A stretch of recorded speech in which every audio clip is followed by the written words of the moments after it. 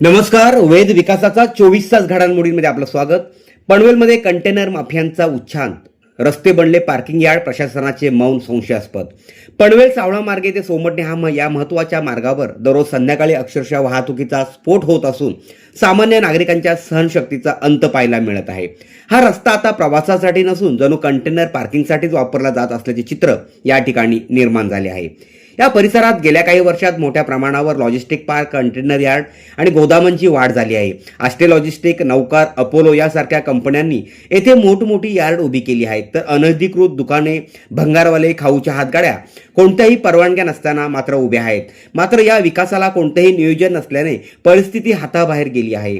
सर्वात मोठी समस्या म्हणजे पार्किंगची संपूर्ण अनुपस्थिती. रस्त्यावरच अनधिकृत पार्किंगचा कहर होतो. दररोज शेकडो कंटेनर आणि ट्रेलर या रस्त्यावर उभे असतात. काही वाहनं तासनतास तर काही दिवसांदिवस जागेवरच उभी असतात. परिणामी रस्त्याची अर्धी किंवा पूर्ण रुंदी वापरली जाते. वाहनांनी लांबत लांब रांगा लागते आणि वाहतूक पूर्णपणे कोलमडते. रुग्णवाहिका अडकतात. विद्यार्थ्यांचे मोठ्या प्रमाणात या ठिकाणी हाल होतात. या ट्रॅफिकमुळे सर्वसामान्य नागरिकांना मोठा त्रास सहन करावा लागत आहे. रुग्णवाहिका वेळेत पोहोचू शकत नाहीत. शाळकरी मुलं आणि कामगार वर्ग रोज उशिरा पोहोचतात. महिलांना आणि ज्येष्ठ नागरिकांना तासनतास रस्त्यावर थांबावे लागते. कधी 15 मिनिटाचा रस्ता 1 तास पार करावा लागतो असे नागरिक सांगतात. वारंवार तक्रारी तरीही कारवाई मात्र शून्य असे का?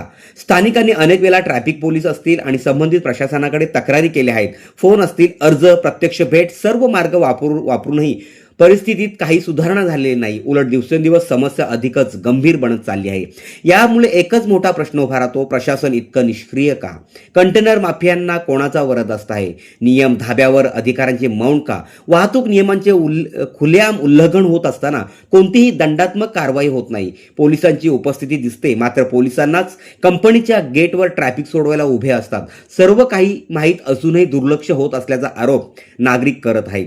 काही स्थानिक तर उघडपणे म्हणत आहेत की ही फक्त दुर्लक्ष नाही तर संगणमताचा प्रकार आहे. अन्यथा इतक्या मोठ्या प्रमाणात बेकायदेशीर पार्किंग कशी काय चालू राहू शकते?